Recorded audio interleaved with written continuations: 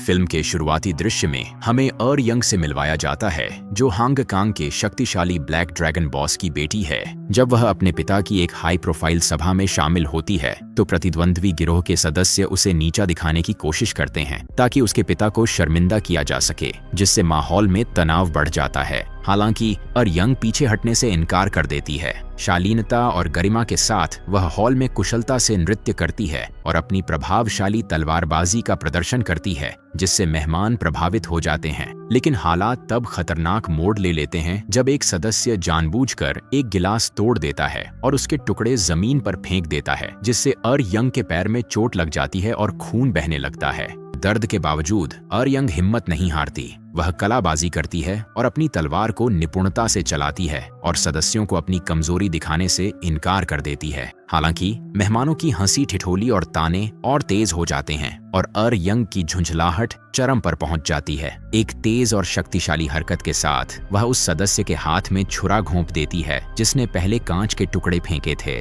इस वजह से अन्य सदस्य शत्रुतापूर्ण हो जाते हैं, लेकिन अर यंग के पिता जल्द ही मामला सुलझा देते हैं। सजा से असंतुष्ट होकर अर यंग अगले दिन गिरोह के नेता का पीछा करती है। वह उसे एक स्टेशन में ढूंढती है और उसका गला रेत देती है, जिससे वह वहीं मर जाता है। मृत गिरोह सदस्य के अंतिम संस्कार के बाद तनाव और बढ़ जाता है, क्योंकि उच्च पदस्थ सदस्यों में से एक अपने साथी की मौत का बदला लेने के लिए अर यंग को निशाना बनाने की कसम खाता है। अपनी बेटी की सुरक्षा को लेकर चिंतित अर यंग के पिता उसे अपने विश्वसनीय मित्र बिग बॉस के पास भेजने की व्यवस्था करते हैं, जो कोरिया में स्थित एक शक्तिशाली गैंगस्टर है। इसके बाद के दृश्य में बिग बॉस के गिरोह का एक निम्न स्तरीय सदस्य हान की चुल को अर यंग का ध्यान रखने का काम सौंपा जाता है, क्योंकि माना जाता है कि वह चीनी भाषा समझ सकता है। हालांकि सच्चाई यह है कि चुल को उस भाषा का बिल्कुल भी ज्ञान नहीं है। अगले दिन चुल और उसके साथी अर यंग को लेने के लिए एयरपोर्ट जाते हैं। उन्हें उम्मीद होती है कि कोई पुरुष गैंगस्टर आएगा।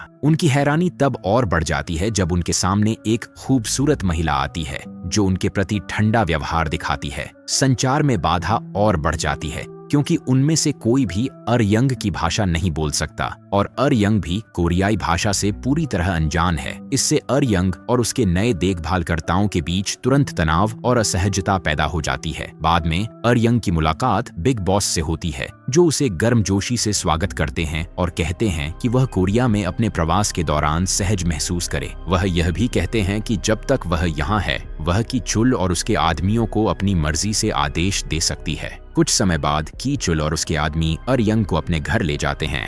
लड़के अपनी लड़ाई की कला दिखाने लगते हैं ताकि अर यंग को दिखा सकें कि असली बॉस कौन है, लेकिन उन्हें यह नहीं पता कि वह खुद एक ए स्टार फाइटर है। थोड़ी ही देर बाद यानहे नाम की एक अनुवादक आती है, जो अर यंग और गैंगस्टरों के बीच संवाद में मदद करने के लिए पहुंचती है। वह अपरिपक्व है और गैंगस्टरों से बहुत डरती है, इसीलिए शुरुआत में अर यंग के थोड़े रूखे जवाबों का अनुवाद करने के बजाय वह उन्हें अच्छे शब्दों में बदल देती है ताकि गैंगस्टरों को भड़कने से रोका जा सके। इसके बाद अर यंग अपने देखभाल करने वालों से एक महत्वपूर्ण अनुरोध करती है। वह अपनी लापता मां को ढूंढना चाहती है, जिनके बारे में आखिरी बार सुना गया था कि वे कोरिया में हैं। अगले दिन कीचुल के गुर्गों को दूसरी गैंग के कुछ सदस्यों द्वारा परेशान किया जाता है। वे संख्या में कम हैं, लेकिन शुक्र है कि अर यंग भी वहां मौजूद है, इसीलिए वह विरोधियों को अच्छा सबक सिखाती है। एक छोटी मेज उनकी ओर लात मारकर फेंक देती है, जिससे वे जमीन पर गिर जाते हैं। फिर कीचुल के गुर्गे उन्हें एक एक करके पीटना शुरू कर देते हैं। आखिरकार विरोधी अपने शरीर पर कई चोटों के साथ वहां से भाग जाते हैं। उस शाम अर यंग, अनुवादक और गैंगस्टर एक डाइनर में खाना और ड्रिंक लेने जाते हैं। नशे में धुत होने के बाद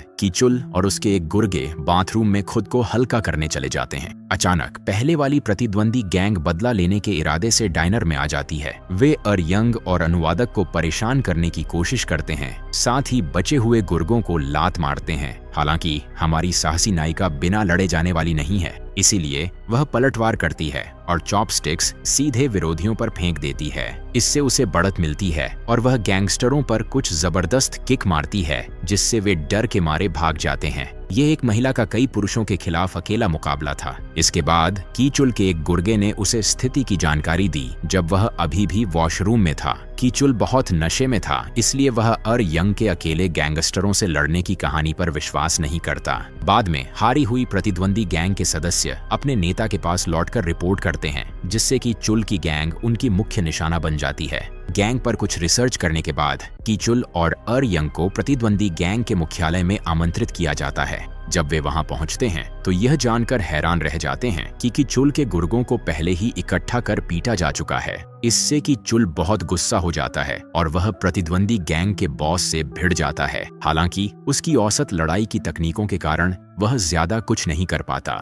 शुक्र है यंग उसकी मदद के लिए आगे आती है। वह पास की एक प्लेट उठाती है और उसमें से मूंगफली उठाकर सीधे बॉस के चेहरे पर फेंक देती है। जैसे ही प्रतिद्वंदी अपना संतुलन खोता है, कीचुल मौके का फायदा उठाकर उसका सिर जमीन पर पटक देता है। इसके बाद प्रतिद्वंदी गैंग के सदस्य तुरंत उसे घेर लेते हैं और बल्लों और घूंसे से उसकी पिटाई शुरू कर देते हैं। संख्या में कम होने के बावजूद कीचुल सतर्क रहता है ताकि वह यंग की रक्षा करने का अपना कर्तव्य निभा सके। हालांकि हमारी कुशल फाइटर यंग अब और नहीं देख सकती, इसलिए वह कीचुल को एक तरफ कर देती है और प्रतिद्वंद्वियों के समूह से लड़ने के लिए खुद को तैयार कर लेती है। हालांकि वह भी संख्या में कम है, यंग कुछ जबरदस्त किक मारने में सफल होती है और अपने विरोधियों को घायल कर देती है। कुछ ही सेकंड में सभी प्रतिद्वंदी बेबस होकर जमीन पर पड़े होते हैं, जबकि कीचुल हैरान खड़ा रह जाता है और आखिरकार यंग की असाधारण फाइटिंग स्किल्स को समझ पाता है। जीत के तुरंत बाद कीचुल और उसका समूह घर लौटने का फैसला करता है।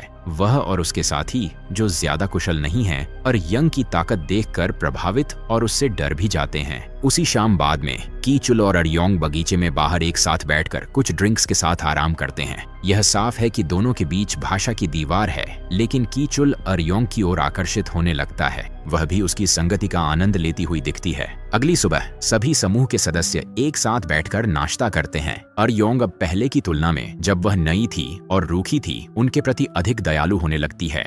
हालांकि अब अनुवादक कुछ हुक्म देने वाले वाक्यों में अनुवाद करना शुरू कर देता है ताकि कीचुल के गुर्गों में थोड़ा डर पैदा किया जा सके। पता चलता है कि उसे उनका मजाक उड़ाना अच्छा लगता है। बाद में कीचुल और उसके गुर्गे अपने मुख्यालय जाते हैं और देखते हैं कि प्रतिद्वंद्वी गिरोह का बॉस वहां हार मानने आया है। इससे प्रभावित होकर बड़ा बॉस कीचुल को एक मामूली गैंगस्टर से सीधे अपना दाहिना हाथ बना देता है। इसी बीच हांगकांग में ऊंचे स्तर के गिरोह का सदस्य अभी भी यंग से बदला लेने के लिए दृढ़ है, इसलिए वह कुछ पेशेवर हथियारों को यंग के पीछे भेजता है। वापस कोरिया में यंग और उसका समूह एक कस्बे में अच्छा समय बिता रहे होते हैं। तभी अचानक हत्यारों के आगमन से उनकी मस्ती में खलल पड़ जाता है। शुरुआत में उन्हें लगता है कि हत्यारे कीचुल के पीछे हैं, लेकिन जल्द ही उन्हें पता चलता है कि असली निशाना यंग है। उस पर हांगकांग में एक गैंगस्टर की हत्या का आरोप है, जिससे वहां गैंगस्टर युद्ध छिड़ जाता है। जैसे ही हत्यारे घात लगाकर हमला शुरू करते हैं, कीचुल के गुर्गे किसी तरह बच निकलते हैं, लेकिन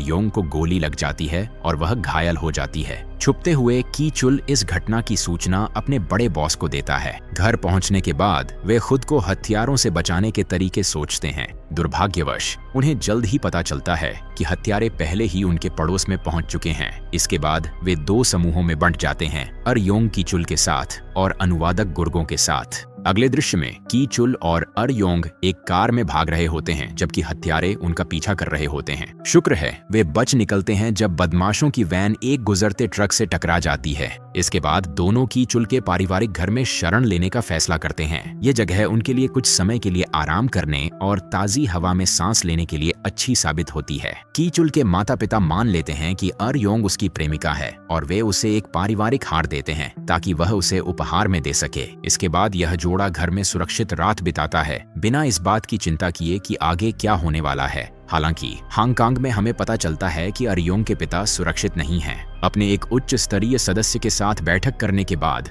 अचानक वहां विस्फोट हो जाता है, जिससे वे गंभीर रूप से घायल हो जाते हैं। अपने छोटे से सफर के बाद यंग और कीचुल फिर से बाकी लोगों से मिलते हैं।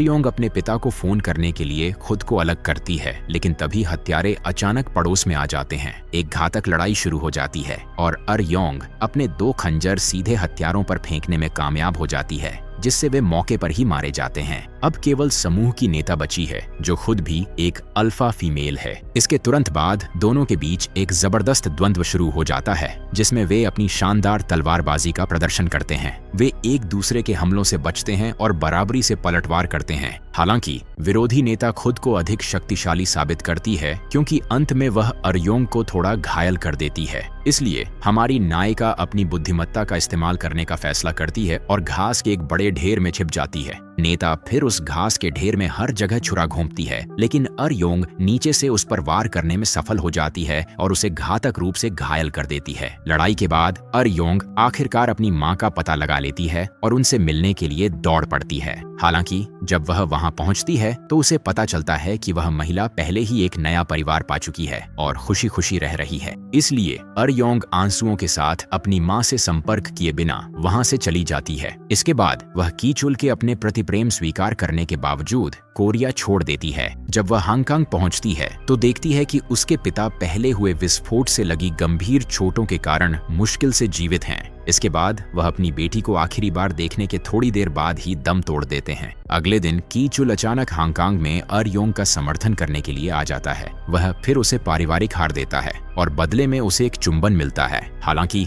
अर-योंग अपने पिता के हत्यारे से बदला लेने के लिए दृढ़ संकल्पित है। अगले दृश्य में कट करते हैं, अर-योंग उस प्रतिद्वंद्वी की शादी में जाती है जो उसके पिता की मौत का जिम्मेदार है। मुख्य बॉस भी शादी में मौजूद है। अर-योंग खुद को दुल्हन के रूप में छुपाने में कामयाब हो जाती है ताकि वह बॉस के करीब जा सके। जैसे ही वह और दूल्हा बॉस से आशीर्वाद लेते हैं, अर-योंग अचानक तलवार निकालती है और उस पर वार कर देती है। शादी में अफरा तफरी मच जाती है क्योंकि प्रतिद्वंद्वी गैंगस्टर अर-योंग पर हमला करने के लिए तैयार हो जाते हैं। हालांकि इससे पहले कि वे उसे काबू कर पाते, की-चुल और उसके गुर्गे भी वहां पहुंच जाते हैं। अब जब मैदान बराबर हो गया है, हमारी असाधारण नायिका अकेले ही कई गैंगस्टरों को ढेर कर देती है और सभी गोलियों से भी बच निकलती है। खतरा भांपते हुए प्रतिद्वंद्वी बॉस वहां से भाग जाता है और अर-योंग उसका पीछा करती है। हालांकि कुछ देर बाद वह खुद को एक अंधेरी सुरंग में विरोधी गुर्गों के झुंड के साथ अकेला पाती है। हालात उसके खिलाफ होने के बावजूद अर-योंग तेजी से उन्हें चकमा देती है। अपनी ताकतवर किक से सभी आदमियों को घायल और काबू कर लेती है। यहाँ तक कि बॉस का दायां हाथ भी उसका मुकाबला नहीं कर पाता क्योंकि वह उसकी गोलियों से बच जाती है और एक खंजर सीधा उसकी छाती में घोंप देती है। आखिरकार अर-योंग एक बार फिर बॉस का सामना करती है, लेकिन अब वह घायल हो चुका है। वह उस पर अपनी 2 तलवारों से मुकाबला करने की कोशिश करती है, लेकिन बॉस उस पर मुस्कुराता है, अपनी बंदूक निकालता है और उस पर गोली चला देता है। दुर्भाग्यवश अर-योंग की टांग में गोली लग जाती है, जिससे उसकी स्थिति कमजोर हो जाती है। इसके बाद बॉस एक शैतानी हंसी हंसता है और बंदूक अर-योंग के सिर पर तान देता है। ऐसा लगता है जैसे उसकी हत्या होने वाली है, लेकिन ठीक उसी समय की-चुल वहां आ जाता है और बॉस का ध्यान उसकी ओर खींच लेता है। अराजकता के बीच बॉस की-चुल को गोली मार देता है, जिससे वह एक ऊंची इमारत से नीचे गिर जाता है। अपने दुख के बावजूद अर-योंग मौके का फायदा उठाती है और बॉस के करीब जाकर आखिरी कोशिश में उस पर घातक वार करती है। इसके बाद वह अपनी छुरी फेंकती है जो बॉस के सीने में धंस जाती है और उसे इमारत से नीचे गिरा देती है, जिससे उसकी मौत हो जाती है। जीत के बाद अर-योंग की-चुल को खोजने निकल पड़ती है। सौभाग्य से